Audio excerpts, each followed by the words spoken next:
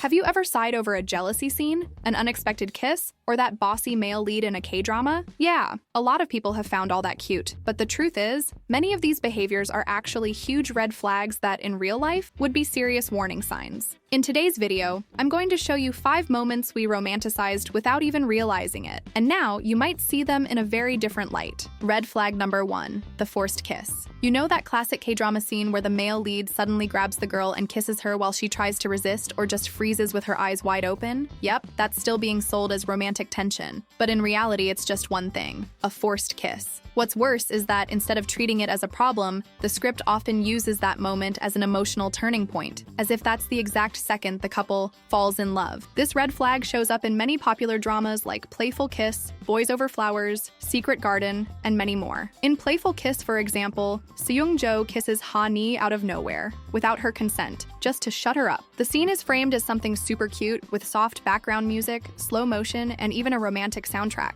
But have you ever stopped to think that if this happened to you, it would just be harassment? Another example is in Secret Garden, when Hyun-bin's character pushes Gil-ra-im against the wall and kisses her without any warning. And here's the thing: she looks visibly uncomfortable. Yet the story tries to convince you this is the peak of their unspoken passion. The problem is, scenes like this subtly teach us that you don't need consent when it's true love, which is extremely dangerous, especially for a young and impressionable audience. In real life, any kiss that happens without a clear yes from the other person is not romantic. It's a violation. And yet, K-dramas often romanticize this kind of behavior, making us swoon over actions that, outside of fiction, would be at the very least problematic, and in many cases, criminal. The forced kiss is one of the most common and most overlooked red flags in romantic K-dramas. We grew up thinking this was normal, but it's time to look again, with more awareness, and understand that affection, love, and desire should never happen without mutual respect. Red flag number 2, control, disguised as care. Have you ever noticed how a lot of K-drama male leads try to take care of the female lead by controlling everything she does? Where she goes, who she talks to, how she dresses, whether she's eating properly or sleeping well. It's all portrayed as concern, but a lot of times, what's actually happening is an attempt to control. And the worst part? We think it's cute. Let's take What's Wrong with Secretary Kim as an example. Park Seo-joon's character shows an absurd level of control over his secretary's life, and not just for work-related reasons. He meddles in her personal choices, as if it's totally normal to have that level of access to someone's private life just because he cares. And of course, the drama turns all of this into romantic comedy. The feeling it gives off is that this kind of behavior is acceptable, even desirable, as long as the guy is rich and handsome. Another strong example is My Secret Romance. The male lead is super protective, but it gets to the point where the female lead can't even make simple decisions without his interference. He shows up uninvited, makes choices for her, and frames it all as care. In the end, she becomes an extension of his life, not a person with her own agency. It's that classic, I only do this because I care, but in reality, it suffocates and manipulates. And if we dig into our memory, it's easy to recall scenes where the male lead decides what the girl should eat, who she can hang out with, or even where she should work. And when she pushes back, he just smiles and says something like, "It's for your own good." That's the pure romanticization of controlling behavior. In real life, relationships like that are extremely draining and dangerous. When someone starts making your decisions for you, even with good intentions, they're taking away your autonomy. And when media, like K-dramas, sells that as love, we get used to accepting emotional abuse as proof of affection. Of course, not every character who cares is abusive, but the line between genuine care and control is very thin, and K-dramas often cross that line without warning. The result? Millions of fans thinking that being controlled is the same as being loved. Red flag number 3, toxic jealousy as a sign of love. In many K-dramas, jealousy is treated like a silent declaration of love. The male lead sees the girl talking to another guy and instantly gets angry, interrupts the moment, grabs her by the arm, or throws some kind of cute tantrum, and the audience eats it up. We root for him to make a scene, to show his jealousy, as if that kind of behavior were the ultimate proof that he really cares. But let's be real, this is anything but healthy. One of the most obvious examples is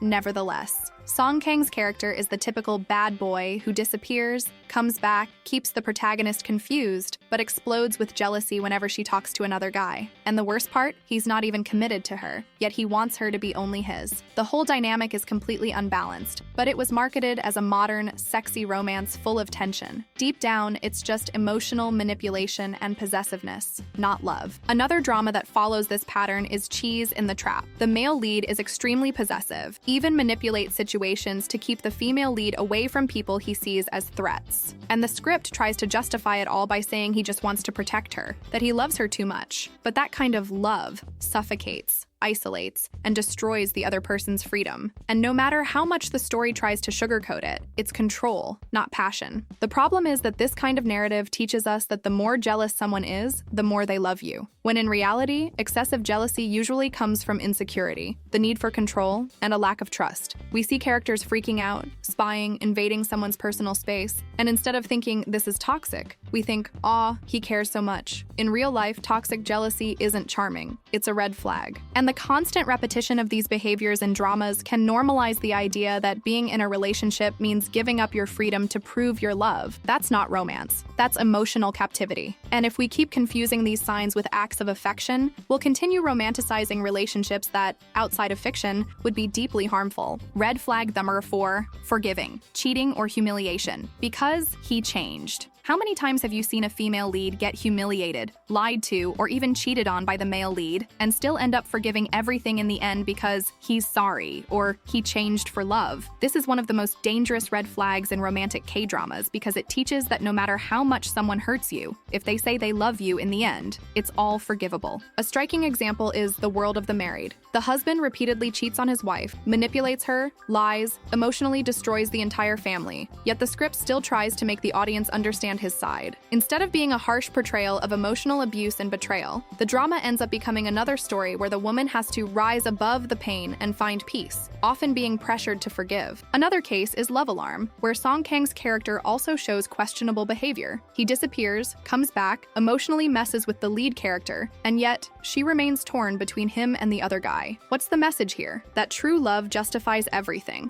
even pain. This pattern is all too common. The male lead mistreats, rejects, humiliates, or acts cruelly, but then has a redemption arc, usually triggered by some trauma or a sudden change of heart. And then the happy ending is the couple getting back together, as if nothing ever happened. But let's be honest, in real life, someone who repeatedly hurts you, breaks your trust, and humiliates you publicly doesn't just magically change. And when change happens, it's never overnight, and definitely not just because they fell in love. Forgiving this kind of behavior too easily isn't a sign of love, it's a lack of self-respect. What's most concerning is how many fans use these stories as a reference for their own relationships. How many women stay in toxic situations hoping the other person will change like in the dramas? This romanticization of pain is incredibly dangerous because it makes it seem like suffering is a natural part of love, and it's not. Red flag number 5, silence, lack of communication, and emotional manipulation. In many K-dramas, the couple's main conflict doesn't come from betrayal or big fights. It comes from something more subtle, yet equally toxic, a complete lack of communication. How many times have we seen characters hide their feelings, omit important truths, or just walk away without any explanation, all framed as drama or shyness? But what's really happening is an emotional manipulation dynamic that can be seriously damaging in real life. A good example is Something in the Rain. The main couple spends most of the story hurting each other, simply because they can't, or won't, communicate openly. They make major decisions alone, pull away when something feels wrong, and expect the other to just guess what's going on. This creates constant tension, and for viewers, it might seem like part of the romance's charm, but it's not. It's just emotional exhaustion. Another case is True Beauty, where the male lead hides his feelings out of fear of rejection, even after forming a connection with the female lead. The result? A series of misunderstandings, insecurities, and unnecessary pain for both sides. And the script treats this as something sweet, as if the inability to express emotions is somehow romantic. In reality, relationships built on silence and mind games aren't romantic. They're tiring and immature. The lack of open communication leads to anxiety, insecurity, and leaves room for resentment that could have been avoided. And when this kind of behavior becomes a pattern in K-dramas, the audience starts internalizing the idea that not knowing how to express yourself is endearing, that love is shown through actions, even if those actions involve pulling away or causing pain. But the truth is, Love also means knowing how to talk, how to listen, how to be clear and respectful of each other's feelings. Communication doesn't kill romance. On the contrary, it's what makes it last. Healthy love doesn't hurt, doesn't humiliate, and definitely doesn't require constant forgiveness for major betrayals. When dramas keep pushing these storylines, they reinforce the belief that suffering for love is beautiful, but it's not. It's just suffering. After all this, it's clear that not every romance we see in K-dramas should be taken as an example of healthy love. We've been calling certain behaviors cute for years, but if you take a closer look, they're actually serious red flags. Love isn't about control, pain, force, or manipulation, and it's totally fine to keep loving dramas, as long as we learn to separate fantasy from reality. Now tell me, which of these red flags did you used to think was romantic? Leave a comment and don't forget to subscribe for more videos like this one.